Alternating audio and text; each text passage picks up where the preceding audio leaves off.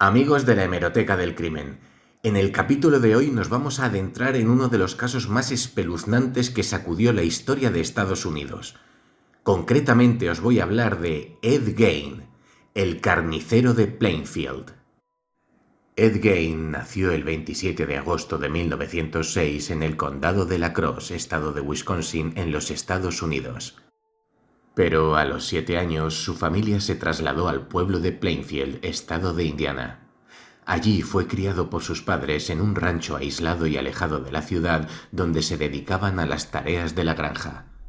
Estuvo relacionado con la muerte desde muy pequeño, ya que era común que presenciara las matanzas de los cerdos en el matadero de sus padres.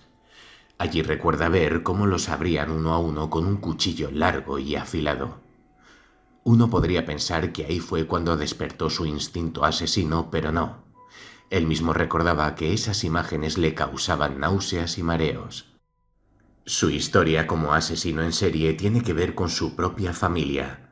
Su padre George era un alcohólico y maltratador. La infancia fue muy dura para Ed Gein y esto lo marcó para siempre. Su madre Augusta también hizo lo suyo, una persona demasiado estricta y fanática de la religión que despreciaba a los hombres y consideraba a las mujeres como la fuente misma del pecado. Hizo que su hijo se aislase de la sociedad, prohibiéndole tener amigos para no dañar su pureza moral. Las lecturas de la Biblia le recordaban a fuego que el hombre siempre será pecador. Esta represión emocional que sufría con su madre, con un vínculo de amor-odio muy fuerte y una relación casi inexistente con su padre, hicieron que se generase un caldo de cultivo ideal para una patología psiquiátrica severa. Así las cosas, el vínculo con la matriarca de la familia generó en este un evidente complejo de Edipo. El complejo de Edipo es una expresión que Sigmund Freud utilizaba para referirse al supuesto conflicto que experimentan los niños al sentir un deseo incestuoso por su madre, mientras que hacia su padre y cualquiera que amenace esa relación, los sentimientos son de hostilidad e ira. Ed se aficionó a leer cómics, revistas y libros acerca de asesinatos, muerte o violencia. Los cuentos de la cripta es uno de los ejemplos, e incluso leía sobre las torturas que se llevaron a cabo en los campos de concentración nazis. Estos temas causaron una gran fascinación en él, llegando a absorberlo y aislarlo para perder la noción de la realidad. Pero las cosas comenzaron a cambiar en 1940 cuando su padre falleció. A partir de ese momento, Ed Gein y su hermano Henry, 5 años mayor que él, tuvieron que empezar a trabajar para ayudar a su madre con la economía del hogar. Con el paso del tiempo, Henry comenzó a tener grandes discrepancias con su madre, mostrándose principalmente en contra de la gran dependencia de su hermano menor. Allí arrancaron también las diferencias entre hermanos. Curiosamente, el 16 de mayo de 1944 se produjo un tremendo incendio en la granja de la familia. El fuego se acercó a la casa de los Gein. Los bomberos llegaron para combatir las llamas, pero una vez que hicieron su trabajo, encontraron muerto a un adulto de 43 años, Henry Gein. Muchos creen que esta fue la primera víctima de Ed.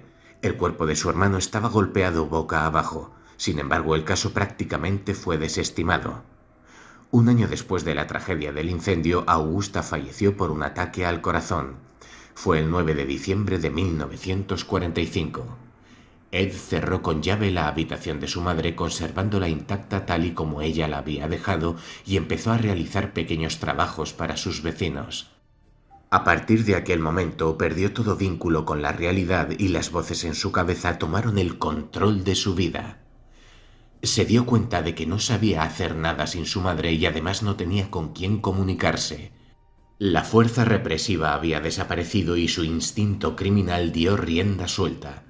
La inmensa tristeza, aunque un alivio por otro lado de la falta de su madre, llevó al asesino a idear un plan para reconstruir su cara.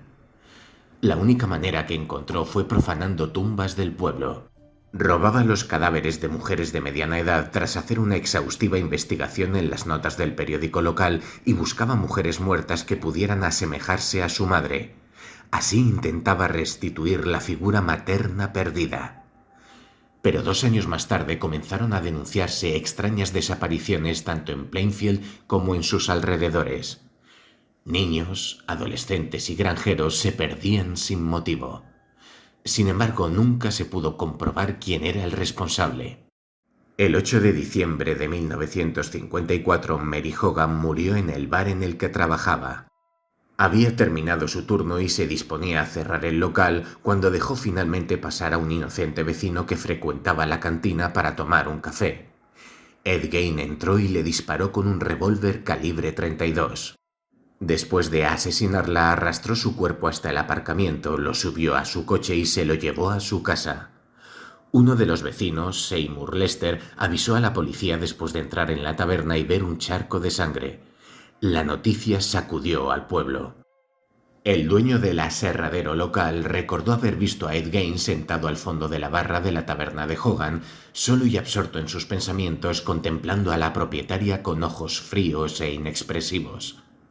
Él y muchos otros vecinos que habían conversado con Ed recordaron cómo éste bromeaba frecuentemente sobre el paradero de Mary Hogan con frases como «No ha desaparecido, de hecho está ahora mismo en mi granja».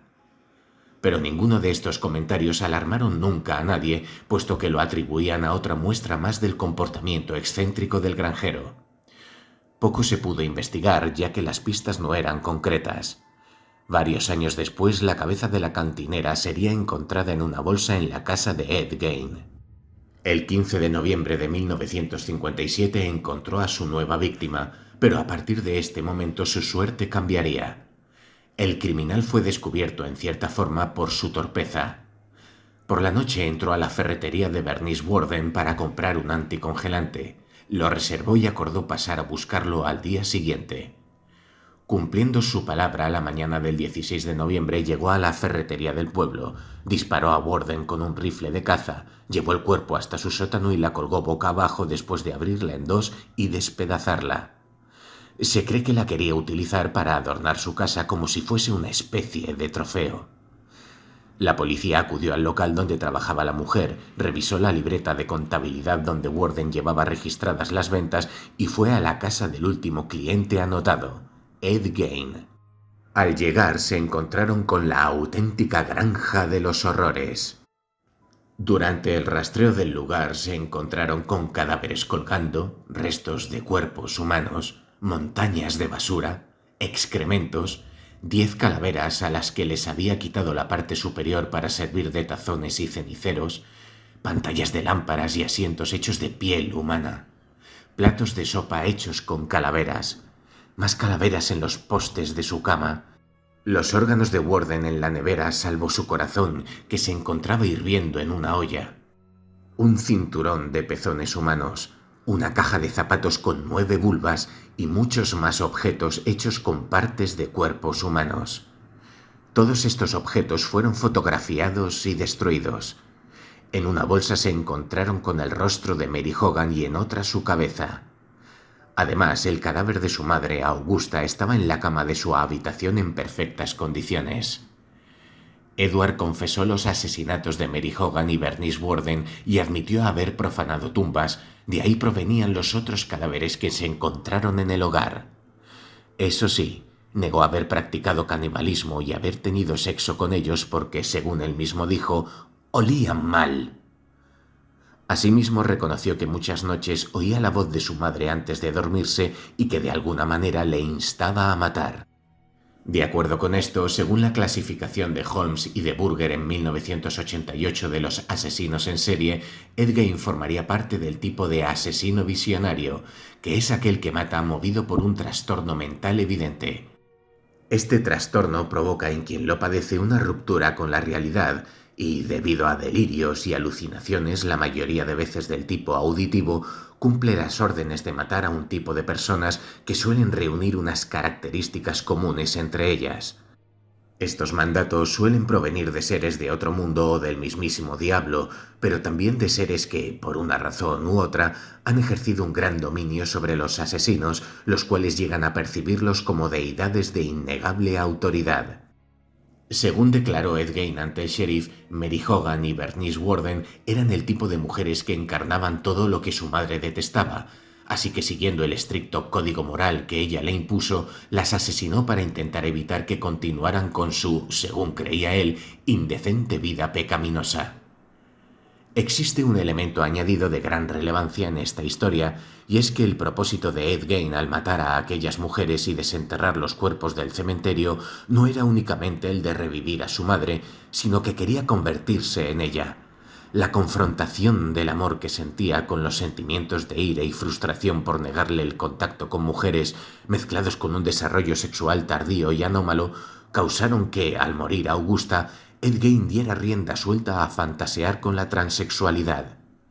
Estas ideaciones de cambio de sexo y su admiración por la muerte y los desmembramientos fue lo que llevó a Gein a confeccionar todas aquellas prendas de vestir con la piel de sus víctimas.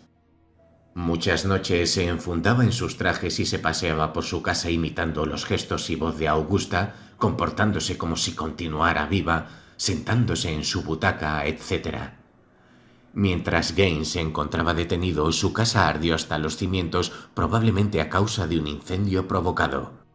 Su camioneta fue subastada y el comprador hizo negocio con ella llevándola de tour por varias ciudades y cobrando por ver su interior decorado con sangre falsa. Algunos vecinos del pueblo de Plainfield aseguraban que Gein era una persona extraña, que les incomodaba, aunque los psicólogos que lo vieron certificaron que tenía una inteligencia normal, incluso por encima de la media, pero que un trastorno depresivo agudizado por la muerte de su madre y un tardío desarrollo social llevaron a Gein a confundir realidad y ficción. Ed Gein fue diagnosticado con esquizofrenia e ingresado en el manicomio de Mendota en 1958 por tiempo indefinido, decisión que no gustó a los familiares de las víctimas, que pedían un juicio que nunca llegó a celebrarse.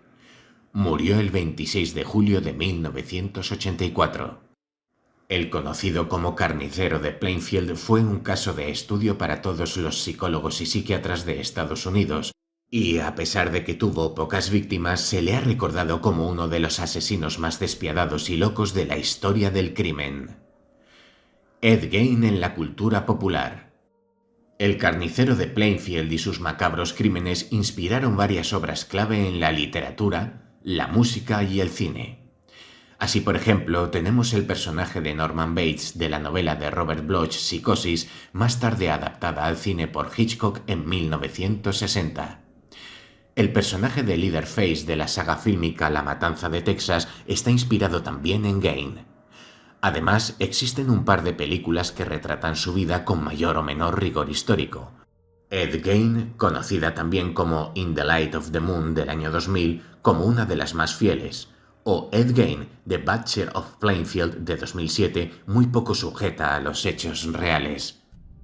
También tenemos la película de culto de 1974 Deranged, conocida en España como Trastornado Deranged, donde un maníaco de nombre Ezra Cobb parafrasea la historia de Gein.